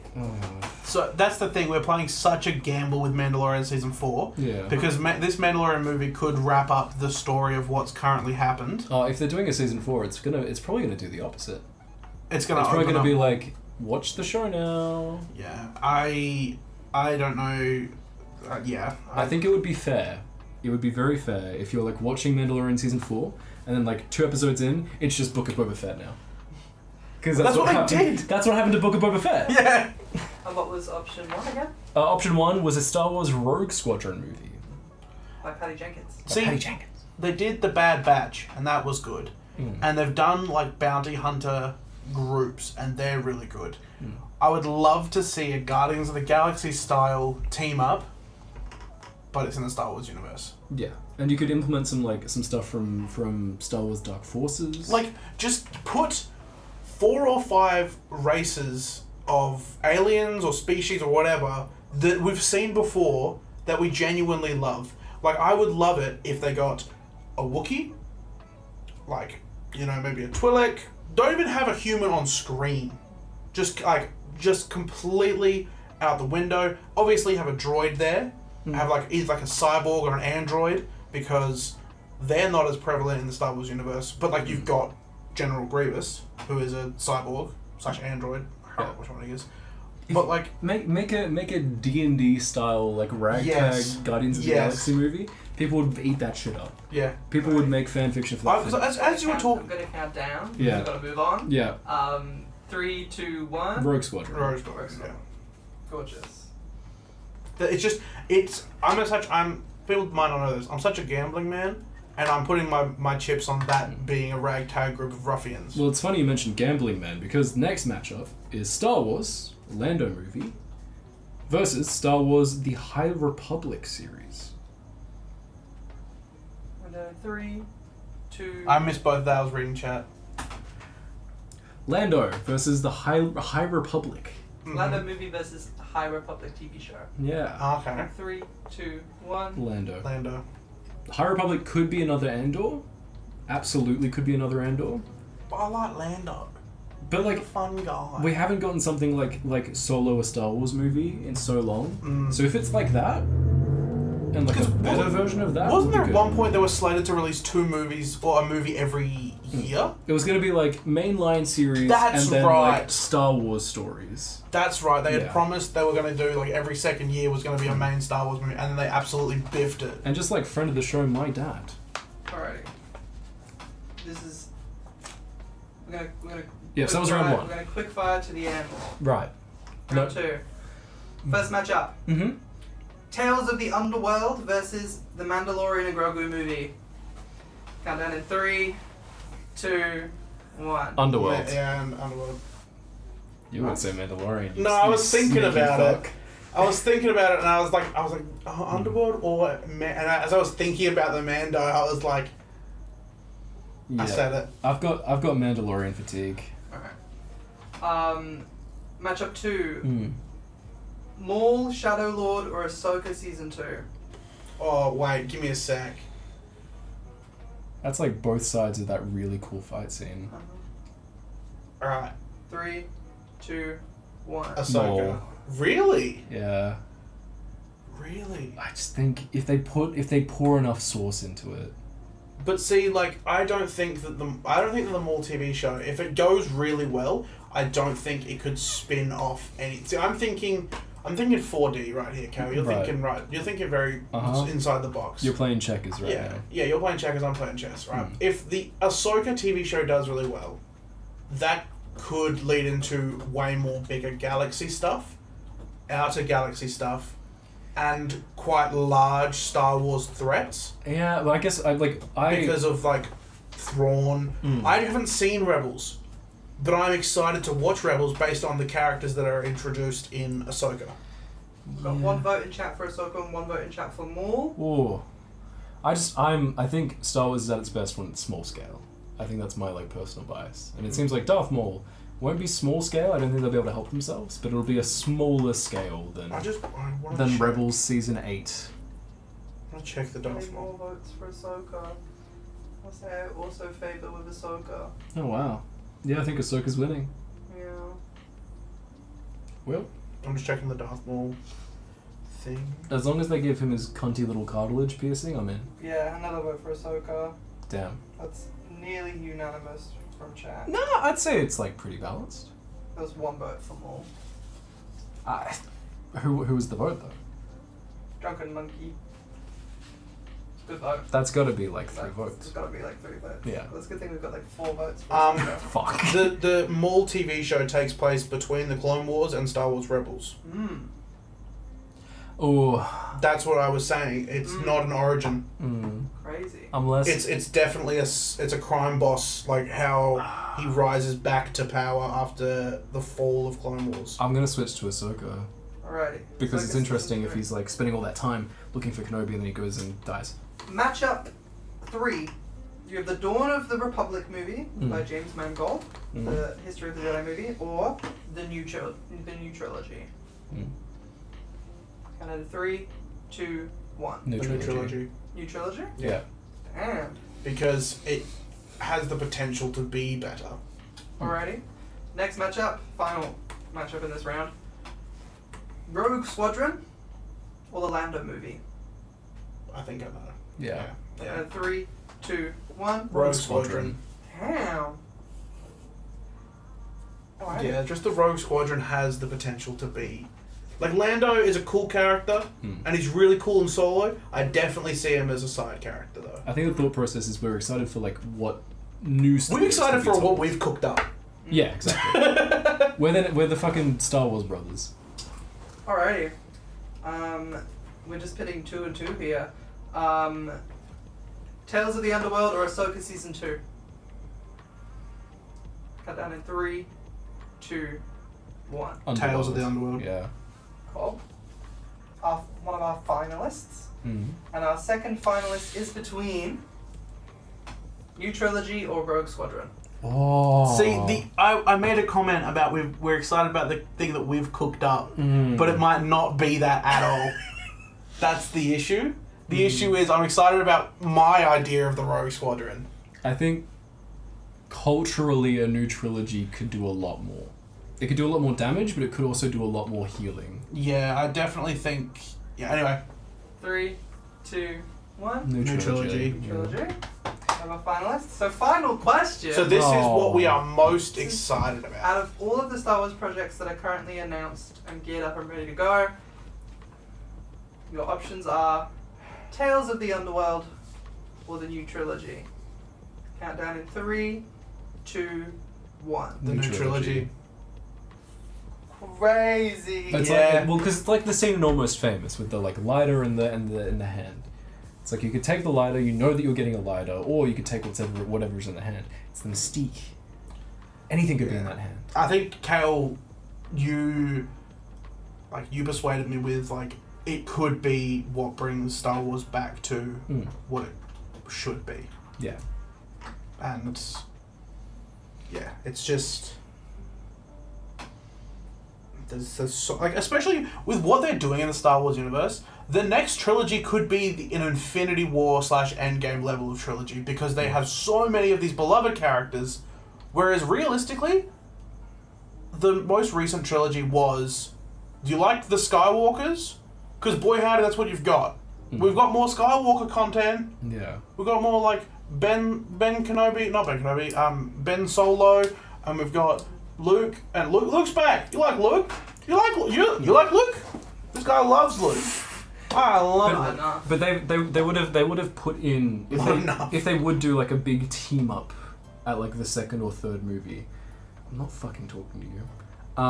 They would have earned it at that point because they would have had the Ahsoka series, Underworld series, all of these series running concurrently. That like you might not necessarily have to watch, but like there are these characters that are in the cultural mind that people will see them in the movie and be like, oh shit.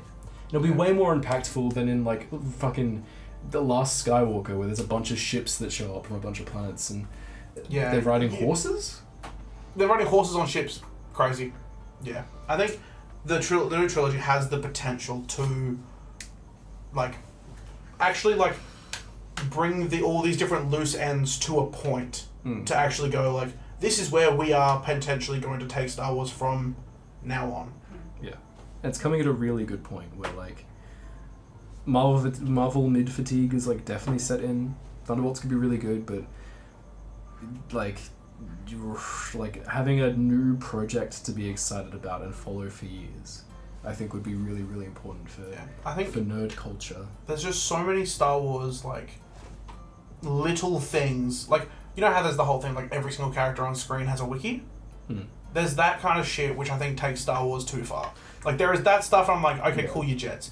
But when it's, like, stuff like you watch a fight scene and there's so much at play more than just what two characters are swinging torches at each other, like, there is a lot more to it. And I think they've definitely lost the weight of that because they haven't got the directors and the writers to build up to that. They're just like, remember Palpatine, he's cool, you liked him, he was a bad guy, ooh, bad guy. Well, it's been a problem ever since Episode 3.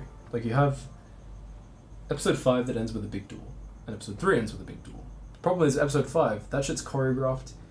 There's so many significant moments. It's like, it's a power imbalance. It's this struggle. Luke's getting the fucking shit kicked out of him. Well, that's because in New Hope there was one fight. In Emperor Strikes Back there was 2 fights. In Return of the Jedi there was 3 different fights.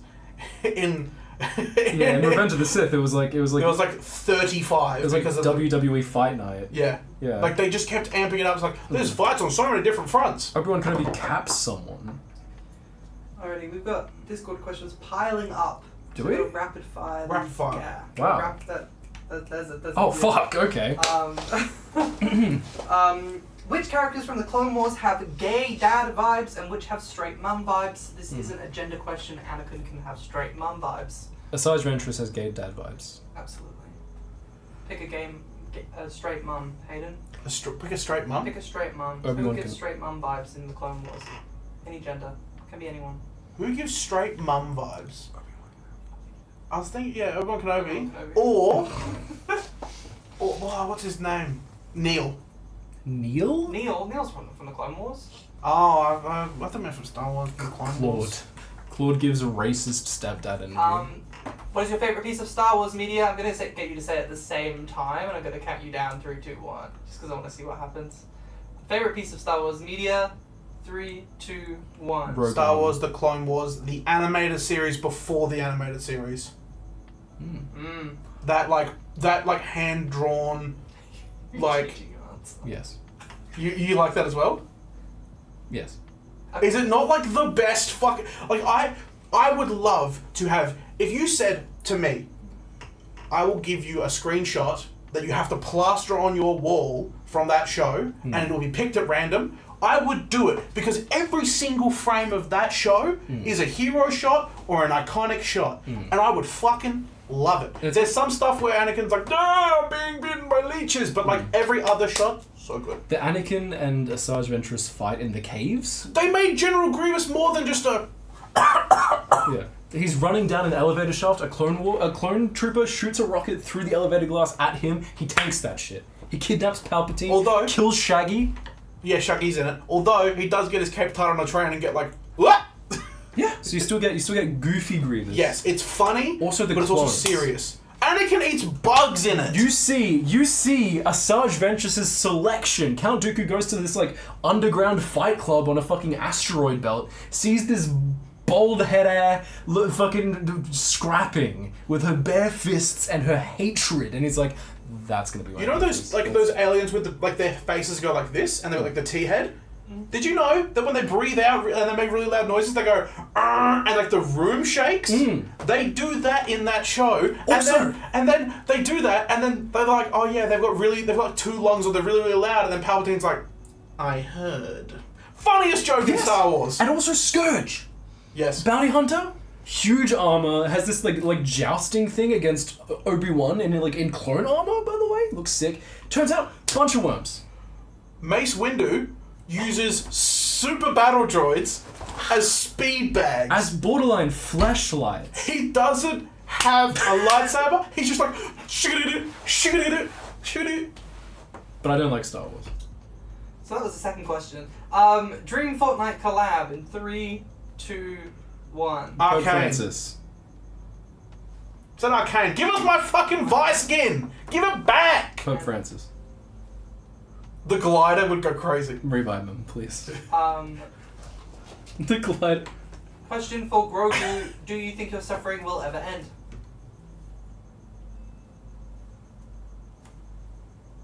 Don't look at him. Kael, do you think you live up to the title of Clueless? If so, give us an example. Huh? Hayden, do you think you live up to the title of Primed? If so, give us an example. Look to the stars and you see my soul. If you could only play one video game for the rest of your life, what are you picking? 3, 2, 1. Divinity 2. Yeah. Living up to the title of Clueless. Yeah. I want to say no.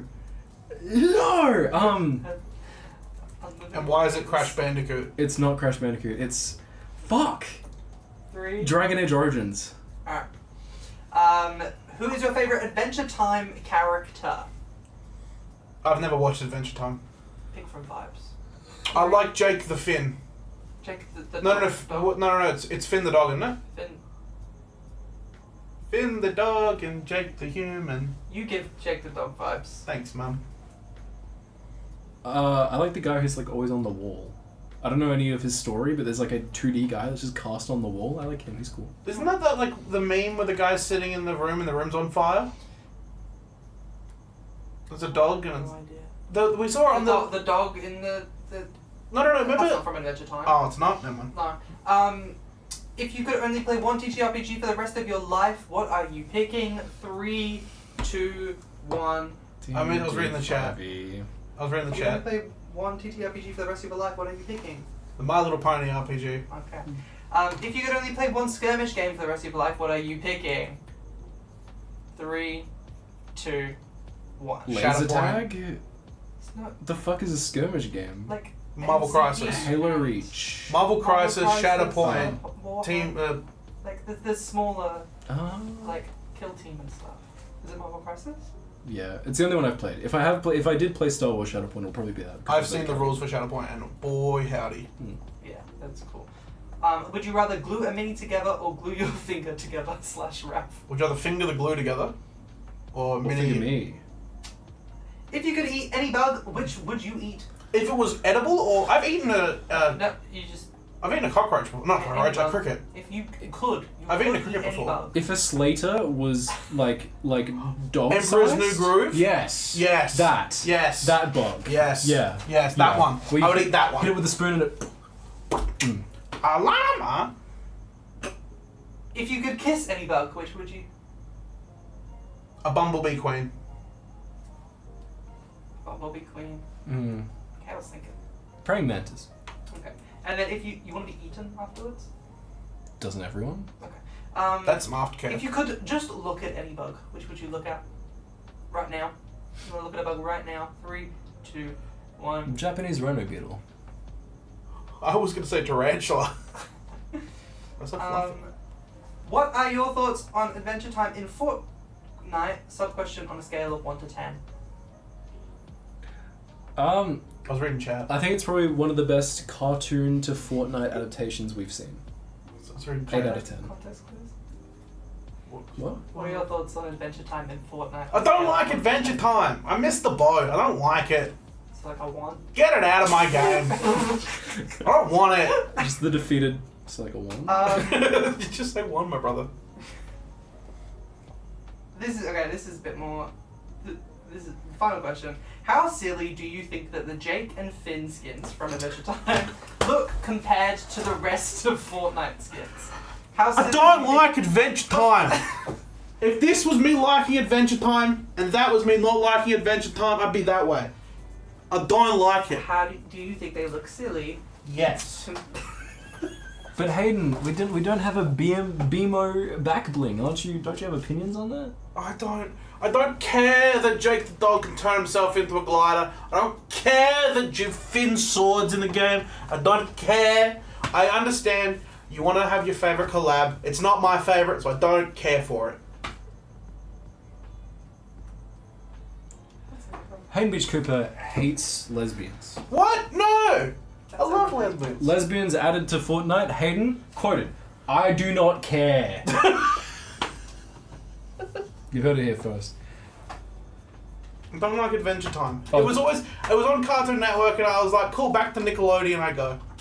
Oh, Victoria's Son? Oh boy. iCarly? Let's go. Okay. Question? Big Time Rush? Question? No. Drake and Josh? Yeah, baby. Question? Jade.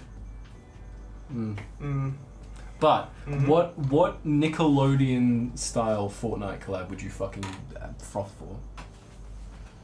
Like what would make you get your mum's credit card in like 0.5 seconds? Ren and Stimpy. That shit horrific. I think it'd be too cum coded, honestly. Mm. Are real monsters. I want Foster's Home for Imaginary Friends. That's cartoon. I know, but Coco? like the movie? No. Or the powder? Before we end stream, you do have 2 hydrate redeems that you never did. Oh, drink the glue. Don't. Oh, mini update. Yeah, so Hayden's been absolutely cooking. She doesn't have a hair. If you haven't seen this mini before, there's nothing. There's nothing on, like, they give her nothing to do. Hayden's given her a fuck ton of, like, good shit. She's, like, standing on terrain. It's the Spider-Man from the box set. Yeah, and she's balancing on that shit perfectly. It really does work really well. Considering she's just standing there like this. And My name's Honey Badger. I took a fully painted Iron Man miniature and I primed him. So I've essentially, in that time, Reversed. unpainted a miniature. My painting progress is that slow that I have gone backwards.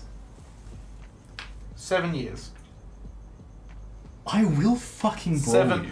7 kobolds. 3 years. This is my like Silent Hill punishment, as Grogu is gonna remind me of my miniature shortcomings. Look at his neck. Why has he got a goiter? Anyway, Are Real Monsters, fucks, best niche Nickelodeon thing, should be in Fortnite. Please put the fucking Grogussy away. He mooned you. Chat, any last words before we get sucked into the ether? Hayden hates lesbians. Hayden questions the Pope's religion. Anyway. That's going to be all it from us. Again, Discord's there if you want to send us questions, if you want to send in your cool shit that you find during the week. Like rocks. You find a cool rock, send it in. Not actually in the mail, but like send a photo, but like, there's a little rock. Send it through the window. Yeet. And the cow will catch it like Daredevil in the Batman movie. But with me head. Well, this has been Primed Clueless. I've been Grogu. Hoo-yah.